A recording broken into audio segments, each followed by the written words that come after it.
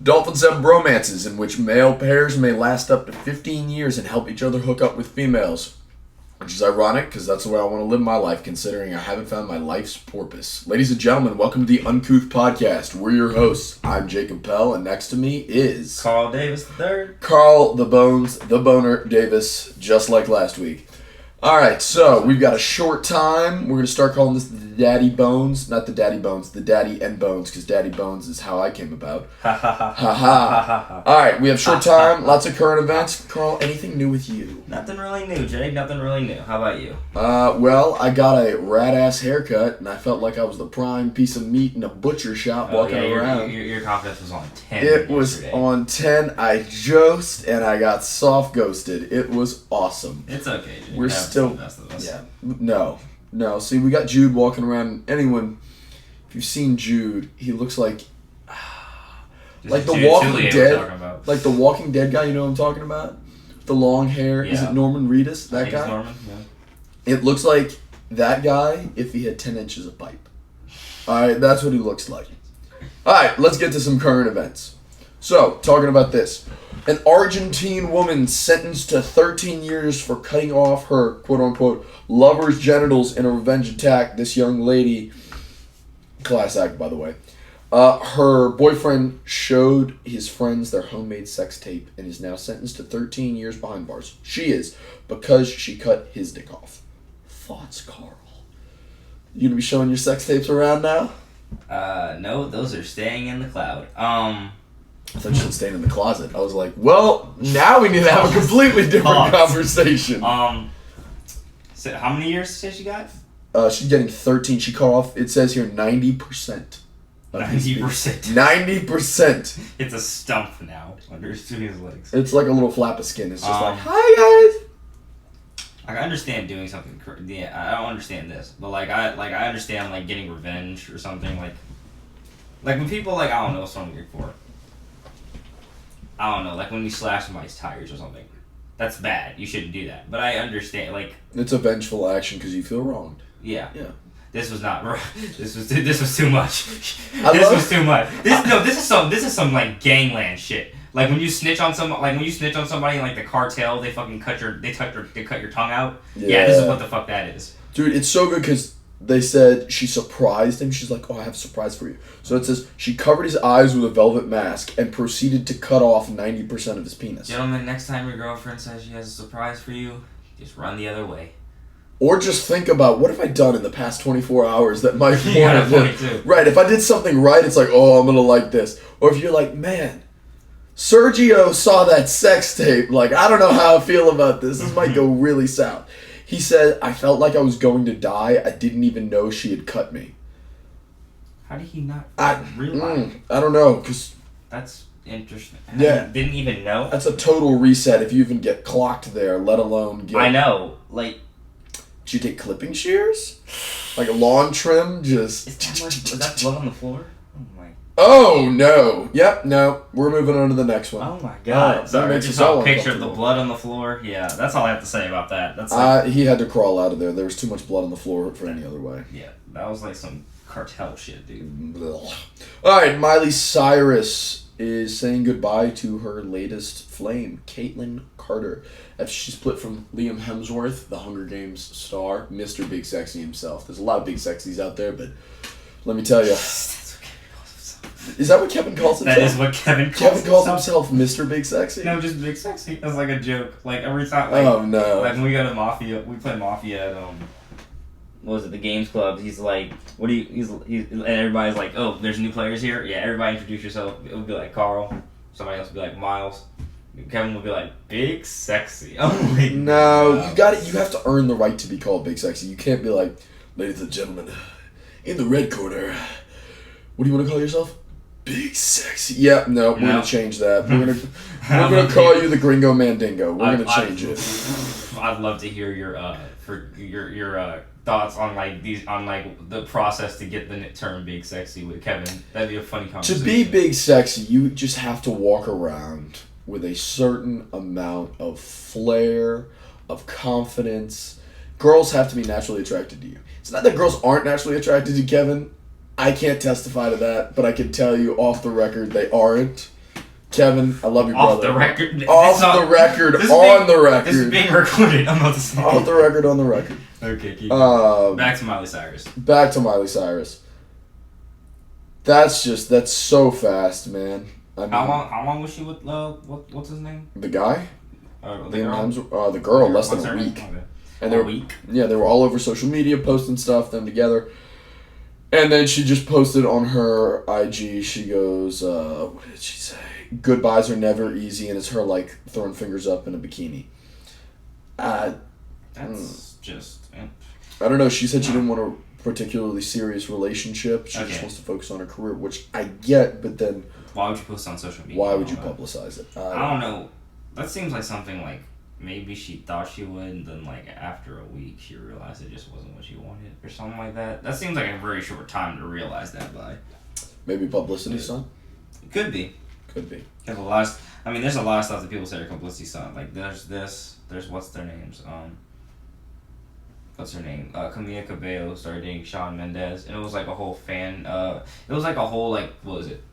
They did it purely for the fans? No, well, the fans had, like, wanting them to get together for, like, a long time. Then all of a sudden they put out a song together. Then, like, a week later, TMZ caught them together. It was TMZ, you bastards. This is why neither Carl nor I can get famous, because TMZ's gonna find us. Bro, TMZ. TMZ, ladies and gentlemen, the molesting zebras. That's the only acronym I can come up. What does it actually stand for? That's a good ass question. I don't know. Because I used to watch their YouTube thing, like the clips on YouTube all the time, and it's actually pretty funny. But I've never actually knew what TMZ stood for. Yeah, I have no idea what it is either. Alright, next. Ladies and gentlemen, I woke up, was it yesterday? I haven't been this excited since I accidentally took my grandfather's Viagra thinking it was my melatonin before going to bed. Spider-Man. Druggy. I know. Spider-Man is coming back to the MCU. Sony and Marvel made a deal. They did, they 100% made the deal. They made a deal for at least one more movie. Let's be honest. That just means it's a work in progress. Yeah. I don't know how this is going to end out, bro. Because, like, I feel like this is either going to be one of those things where it's like, they're either going to take it movie by movie, or he's just going to be out of the MCU completely. Because I don't exactly... Because, like, the thing is, like, you know the whole... Everybody knows the whole situation, where it's, like, basically Disney owns Marvel, but Sony still owns the rights to the Spider-Man character. Don't they still own the X-Men, too? Or is that Marvel, like, as well? It's all part of Marvel. Like, it's all part of, like, you know, the original Marvel universe that Stan Lee made. And Jack Kirby. But after, you know... I think it was back in, like, the earlier 2000s when, like, Sony was making, like, you know, they're making the Amazing Spider-Man and all the others, and, like, the X-Men movies and the Fantastic Four and all that. Once Disney bought Marvel recently, certain characters transferred over, and they got the rights to, and certain characters didn't. Spider-Man was one of them that they didn't. So, every single Spider-Man movie has been, like, what's the person I could use? It's been like a joint custody case. Right.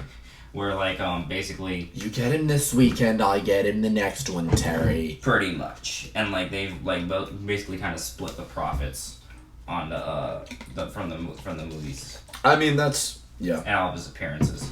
Yeah. I hope they get rid of Tom Holland. What? No, simply because my little sister, and she's gonna hate that I said this, she's like, oh my god, he's so cute! And I'm just like, no. That man is 20-something and you're 13. That's a no-no. That's called, I have to go kick in someone's door and tell them how daddy wants him to chew the cabbage. Pause. You're telling me you didn't have a crush on some, like a celebrity when you were 13? Let's talk about Chris Pratt. No, I'm just kidding. I mean, let's be honest, there's some absolutely female celebrities out there. There are Emma Watson, Jennifer Lawrence, Liv Tyler, who's, by the way, Steven Tyler, lead singer of Aerosmith's daughter. And I don't know how you go from looking like Steven Tyler, who looks like his facial complexion is that of a brown bag that you would find in a supermarket, like that wrinkled, crinkly. Like if you grab his face, it would go like that's the complexion of his face. And his daughter, you're just like. My first question is, who's the mom? Right. So, Caitlyn Jenner, of all people, like, let's be honest, that is a fine, fine lady, all right? We want to talk about celebrity crush. Oh, my God. Caitlyn, I'll give you my number right now. Hit me up. We'll talk. I'll take you out. Steak dinner, all right? Because you're dealing with daddy, all right? Daddy's got money, all right? You want to play tennis? I'll play ball with you, all right? That's how this is going to go. Carl's going, I can't do this podcast with you anymore. That's okay. I'm going to do one with Caitlyn Jenner. Like, if you guys look at me, I'm literally resisting the urge to stop. To just stop. Stop the recording right now. All right.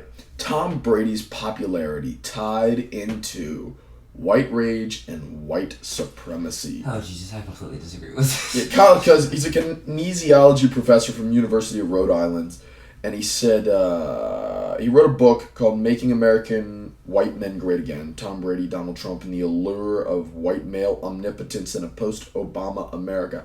I think he just took the dictionary, shook it, a couple words fell out, and he goes, this sounds good. He said that Brady is so popular because of the rise of white rage and white supremacy. That's so not true. I don't even follow football that well. You would know it a lot better than me, but I mean, what do you think? I just think this. I feel like this is just a really, really, like, poor attempt at chasing an agenda, because Brady has come out saying that he's a priest, like he's a staunch, like he's a Republican, he supports Donald Trump, and like everything, and I feel like this guy really is just like attacking him for that, and like that's why, because that's it, that's it. I don't like he's like unless there's like more to read in this article that I haven't read, but it doesn't seem like he cites like any real evidence of like Brady's popularity being due to like white nationalism or like racism or like this whole, I don't know, white man's prominence in today's society under Donald Trump. But it's just like Brady's popularity is due to the fact that he's a great athlete. He's arguably, I'll say arguably, because it's opinionated, but arguably the best quarterback of all time, that he's led his team to multiple championships, that he has, I guess, a great life with like a supermodel wife, and he just seems like a good guy. I've seen tons of his interviews. He's been on like I think it's like Jimmy Kimmel. Yeah. And like Jimmy Fallon, I'm pretty sure Jimmy Fallon too, and all that. I think they just do it because he's a great guy. It doesn't have anything to do with like white nationalism. Does he support any evidence? You're reading the article now. Does it support like any evidence towards that? Here's what he says. He goes, I just don't understand. I mean, scrolling through real quick, he said he researched Trump and Brady's public performances, and he points out Brady surrounds himself outside football, specifically with who he takes to the Kentucky Derby each year, and he said he brings mostly white teammates. And it tells more of a particular story about the racial company he chooses to keep. So here's my thing. Simply because you don't choose to keep company of every race doesn't mean you're racist. Yeah. Right? Mm-hmm. Because I grew up and I didn't have any friends of any other ethnicity. I came to college and now I have a broad spectrum of almost every race of a friend. Okay, he's allowed to have the friends that he wants. If you're trying to tell the man, hey, you can't. You need diversity in your friend group. You need diversity in your friend group. Now you're micromanaging someone to the point where you're like, all right, you have to market yourself a certain way because otherwise we're going to offend the fan base. He's a man. Okay? If he wants to be friends with who he wants to be with, dude, by all means. Okay? If you want black friends, have black friends. You want white friends, have white friends. If you want Latino friends, just saying. Those guys, those are some real G's right there. Some gangsters. Alright? Those guys, I'm telling you, look, Pablo Escobar was Hispanic, and he was probably the most powerful, or one of the most powerful men in the world. He burned, I forget if it was 2.2 or like $1.2 billion to keep his daughter warm one time. Because she was cold. That's a G move. The Rats ate $1.2 million a year of his cash alone. Okay? You want to talk about baller. Alright, take that TV show with Dwayne "The Rock" Johnson off the air. Ballers, take it. I love the show, by the way. Take it, put it over here. Pablo Escobar's life. Put it in, Ballers. That's what you say. Take it, beak. Best TV show on earth. Narcos was great, by the way. I love that. Narcos. I want to become a narco. That's what I want to do. I'm gonna become a narc. Yeah, Mom and Dad, you sent me to college to be a good person. Screw that. I'm gonna make bad decisions the rest of my life. All right. Alaska Airlines coach passenger who demanded first class restroom is arrested. And, okay. So to summarize, he was flying coach. There was a line for 7 people to the bathroom. And he was blocked from using the first class bathroom. Interesting. I guess my thoughts on this are... It's weird, cause like I saw the video clip from TMZ. We got like what TMZ stands for. That's gnawing at me. Telling you, it's the molesting zebras. They were raised by the stripes. Let me tell you, that's how gangsta's paradise. You see, what's next? Like the masturbating zigzags or some shit like that. I don't know. You can't do that while you zigzag. If you do that, you're gonna fall over, break it in half. You're gonna like the guy who got 90% of it cut off. You're just like, but basically, I saw like the video clip from TMZ. I think the only problem is that he's kind of what's something before, very belligerent. Yeah. In the way that he's acting, cause like I could understand like if he wanted to use if like he said like there were also 7 other people trying to use the bathroom. Yeah. In the line in class in like the line in coach, and I understand wanting to use the bathroom, and like I guess like obviously like when you go to piss, like I just gotta piss. I don't want to piss on myself. That's like you do stuff to get to the bathroom. If you gotta go to the bathroom. At the end of the day, I feel like it's probably a policy thing. You said right, like that, like why they can't use the bathroom. Because I don't know the specifics behind like the classes in a plane and all that. I don't know either. Because I don't know. I'm just in the back. My people have always been impressed in the back.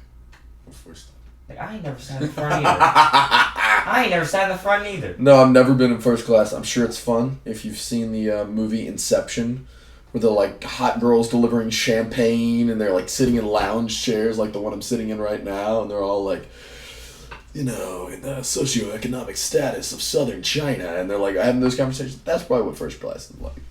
Yep. It's like Dan Bilzerian's life in an airplane. Bro. He's probably in a private jet. Carl wants to be Dan Bilzerian, but here's the thing. Who doesn't want to be Dan Bilzerian? I don't want to be Dan Bilzerian. Well, I don't here's necessarily, why. But... Here's why, and then we can get back to my soft ghosting, because I want to talk about this the rest of the time. The thing with Dan Bilzerian is, look, all the materials he has and all that stuff, that looks friggin' awesome. It does. Mm-hmm. Then I look at, okay, the women thing. As a person, I am incapable, as much as I would love to be that stone cold son of a bitch who is just a badass, who doesn't care about what anybody thinks, who sleeps with whoever he wants. As much as there's that desire in me to be that guy. There's also a desire not to be, though, like, low-key. Like...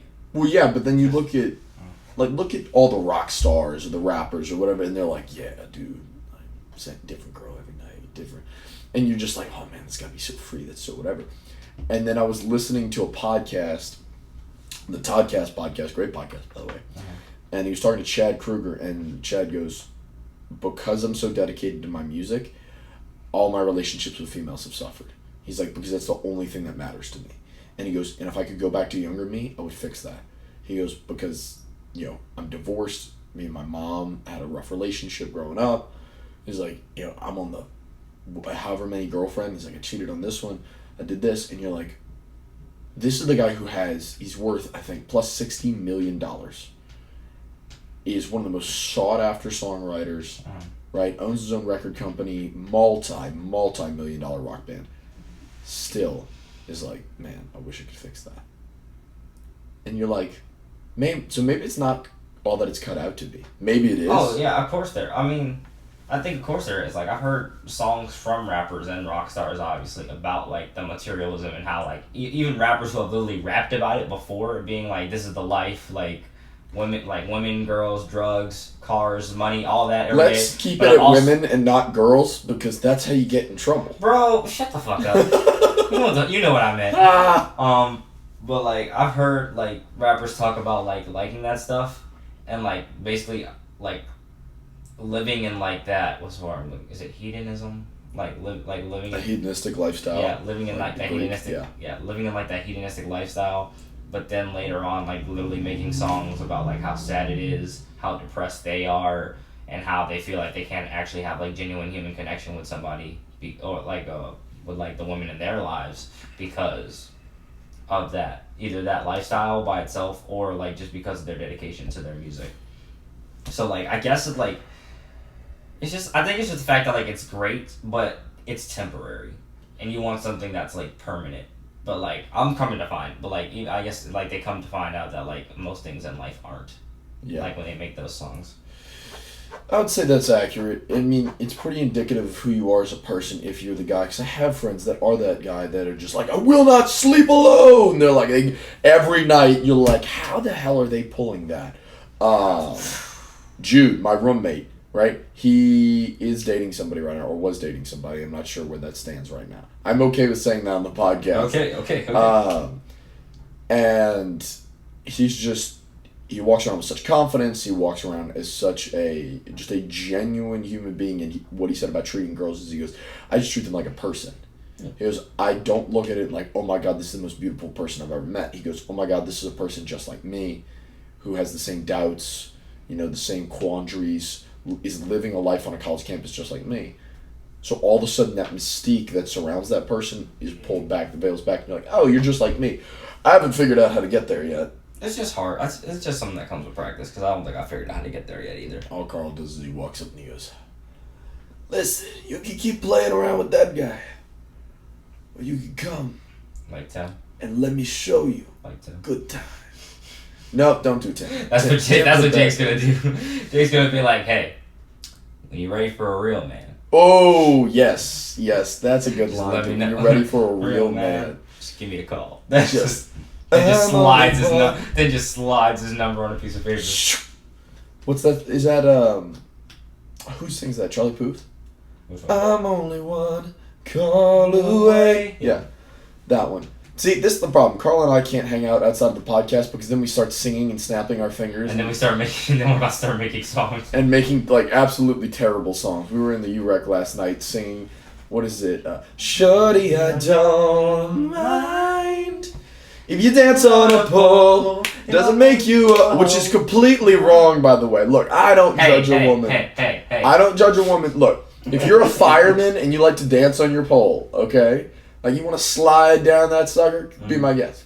The moment you take it into a strip club, alright? You take those pole skills, right? Those gymnastics of the fantastics down a pole, and I see little coochie, I'm out. I'm done. Usher said in that song, I don't care if you're working till 3, as long as you're leaving with me and nobody else, and not doing anything else with anybody else. That's fine. I'm good. Also, why would you work in a dance? That's fine, in my opinion. Why would you work in a strip club when every gunfight ever in every good gangster movie starts in a strip club? You're not wrong though. So you gotta think like if even half of that is true. You gotta think how many strippers have been like, oh my God! Like, they got ARs and stuff under the stage. I mean, I'm sure they do. Like, they have security. Not so. Have you ever been to, like, actual strip club? No, I have no desire. Neither have I, so I'm not gonna make statements about it. Yeah, still, I'm not, they say, oh, I feel like security, like, nowadays would be, like, way tighter than it was in, like... The 80s? The 80s, and, like, the Mafia movies. Like... Dude, I don't understand the concept of... It's similar to, what is it?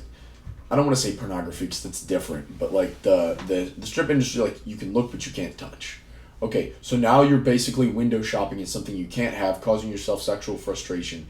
To watch someone get hot and sweaty on a pole in somewhere where 1,000 people have thrown grimy dollar bills at them. Well, I think the whole idea of what a lot of people go to a strip club is spend more money so you can touch eventually. Depending on how much money. Carl, have you been to a strip club? No. I feel like Carl owns the strip club. Carl's like, I'll run this club. We're the most aggressive, deep, 50-year-old man voice possible. Shit. That's what my mom says every single time somebody starts lying. I just lied to take the thing. Beep, beep, bullshit. Beep, beep, beep. That's bullshit. That's beep, bullshit. Beep. Alright, let's talk about the penicillin thing from last night. So, I put a question up on my Instagram. I was like, ask me a question. Someone asked me why my neck looks like a penis with herpes. Infested with herpes. That was their exact word. In the spur of the moment, I mispronounced penis as penis. And then took it and ran with it and called it penicillin. So I now have a new nickname for my Johnson. I call him penicillin. You're going to call your Johnson penicillin. I'm going to call my Johnson penicillin. You know how penicillin was discovered? Not by my Johnson, I'll tell you that. No, a dude was literally washing dirty dishes, and there it was. Really? Yes. That's so awesome. If that's what you want to compare to your Johnson. I mean, that's I haven't washed you. it like dishes, so I mean, wash the dishes. Wash the dishes. No, but also, isn't penicillin a cure for an STD? Oh no, it is. Oh, dude, that's great. Then every girl that has an STD, Is it? I'll just walk up and be like, "Hey." I think it's part of a cure for STD. I don't know if it's necessarily a cure. I'm telling you, or a yeast infection maybe. I don't know. It's sometimes it cures something. I'll just walk up and be like, "Hey, you need some penicillin?" Penicillin. And they'll be like, "Oh my god, yes." And I'll be like, "Got a needle for you right here." No? Too far? Too much? And I've never been told either of those things. And she gonna be like, I don't like needles. And I'll be like, oh, well, then go talk to Carl. Because Carl's got a fire hose. Or Carl fires the hose. Because Carl's a good employer. He fires the hose. Fires the hose. Get that it? Was a good one. No, okay. That was barely a good one. That was barely, barely. Oh, man. It was fun to have Luis in here last week. We got to get another guest in here. Yeah. What do you want to do next? What are you thinking about we're out of current events, so... Guess that's it. Well, before you close off too quickly, young man. Thoughts on... Let's take these next 2 minutes. How do you think I should handle the soft ghosting? I want to hear this. Well, what exactly happened? So, this young lady... it's complicated, but she was like, she asked my friend if he wanted to come home with her over the weekend to drink with her. Okay? Okay. Right? Which we were all like, oh my god. He's like, no. And he goes, I'm not interested in her. Mm-hmm. He goes, that's just not something I want to do. Okay. Yeah. So then she comes up and she's like hugging on me and she's like, it's a little too close. So anyway, I was like, okay, well, she's a nice person. She's a little touchy. So then I was like, okay, here's what we're going to do. So I text her and I go, hey, are you going to be working at the gym tonight? She goes, no. Oh, that's what I think it is. Yeah. Okay. So I'm not, without sharing names or too many details. I understand. And I was like, was going to see if you want to go to dinner after. And she's like, I would love to. Just, I'm at an exchange tonight. Any other time would be great. I said, okay, so when do you want to go this week? She's been on Instagram 5 times. Hasn't even opened the chat. Soft ghosting, ladies and gentlemen, it's a real thing. I mean, you're going to see her probably... Are you going to the gym tonight? No, I have to go back to New Orleans. Well, you're probably going to see her definitely next week. Right? So what do I do? I mean, just talk to her. Like, face-to-face about it. That's all I can really say. That's the only advice I can give. Because, like, obviously you said she's been on Instagram. Do you know if she's, like, seen the message, though? It hasn't shown up as seen. Okay. So that's... Maybe she honestly just hasn't seen it yet. Potentially. That might be it, too. But I think, honestly, like, if you just talk to somebody one-on-one, then you can really see how they really feel. Because that's how it really is. Like, what did you want to talk about? What did you want to talk about? With her? Yeah. Nothing. Oh. I just wanted to ask her out. I'm bored. I'm bored. Sometimes daddy has to entertain himself. Oh, well, then you just gotta ask her in person, dude. That's it. Yeah, that's probably better. I'll slide into those DMs the way most Major League Baseball players slide into home plate. And, like, right as I got there, I was like, I'm there! And it's like the umpire just stuck his foot out and, like, right between the legs. Nah. It's like, let's play ball. And it's like, if I had 2 left, I would totally do that. But I can't. Wow. Okay. And I'll take that call later. All right, ladies and gentlemen, we are almost done. Carl, people can find you on social media as Carl what? At Snapchat, you can find me as CAD_3rd. That stands for Carl Anthony Davis III, in case you were not smart. And then on Instagram, you can find me as CAD_11. Yep, and on PornhubBlacked.com. That's a damn great lie. place That's to a go. damn lie. If you like Carl's performances like I do, all right, I always give it a thumbs up. Give him a thumbs up. His last scene, oh my God, it was moving. It brought me in tears.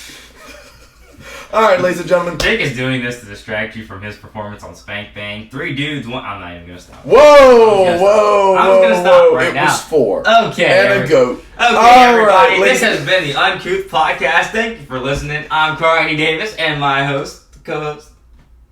I'm just sad right now. You're ruining this for me. Jacob Pell. Thank you, everybody. Jacob Daddy Pell. Ladies and gentlemen, as Carl said, this has been Uncouth. Hasta la vista, baby. Deuces.